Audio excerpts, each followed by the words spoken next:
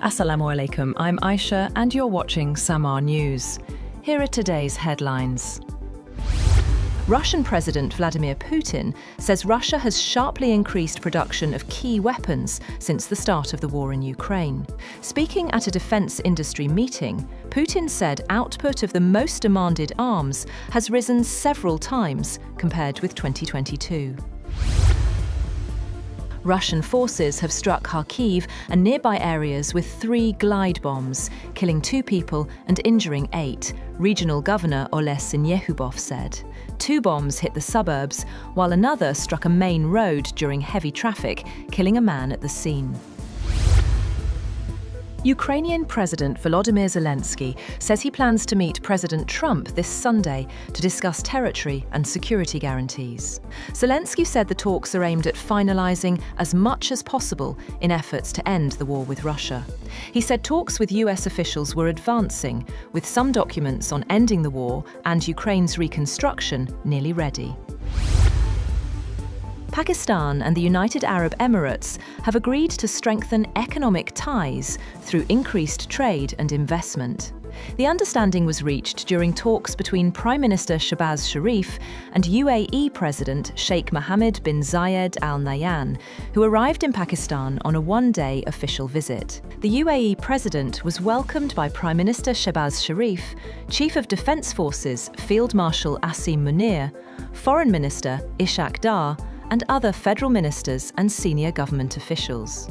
An official reception was held upon his arrival, featuring the playing of the national anthems of both countries, a 21-gun salute, and a guard of honour by a military contingent. At least 8 people have been killed in an explosion at a mosque of the Alawite minority sect in the Syrian city of Homs.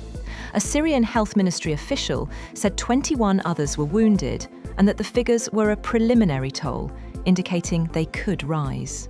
Local officials said the blast took place during Friday noon prayers.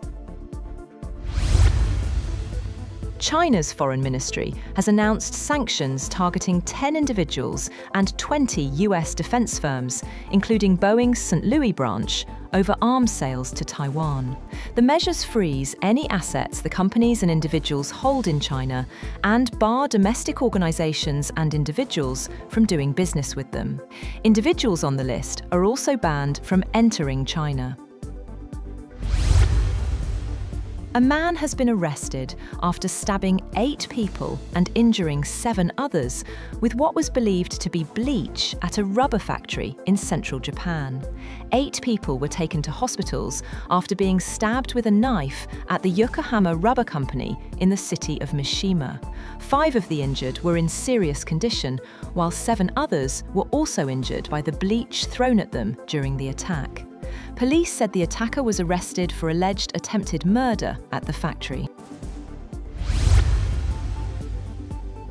A Malaysian court has sentenced former Prime Minister Najib Razak to 15 years in prison after convicting him on multiple counts of abuse of power and money laundering linked to the 1MDB scandal. The court ordered all sentences to be served concurrently.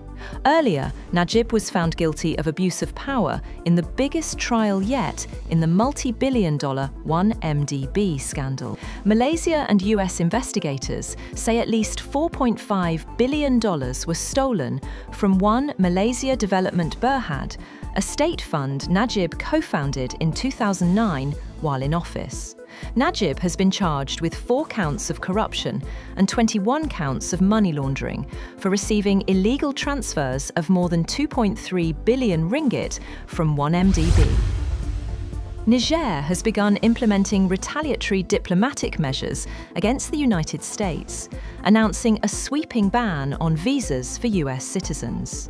The decision comes in direct response to new US entry restrictions targeting Niger.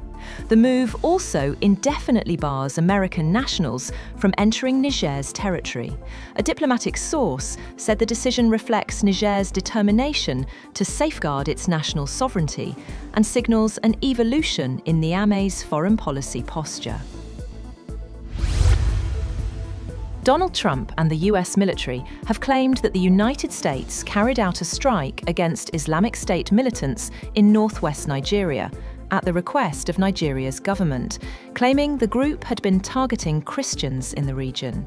The US military's Africa Command said the strike was carried out in Sokoto State in coordination with the Nigerian authorities and killed multiple ISIS militants. Nigeria's foreign ministry said the strike was carried out as part of ongoing security cooperation with the United States. North Korean leader Kim Jong-un has signalled that the country will continue to develop missiles in the next 5 years, as he visited major munitions enterprises in the last quarter of 2025.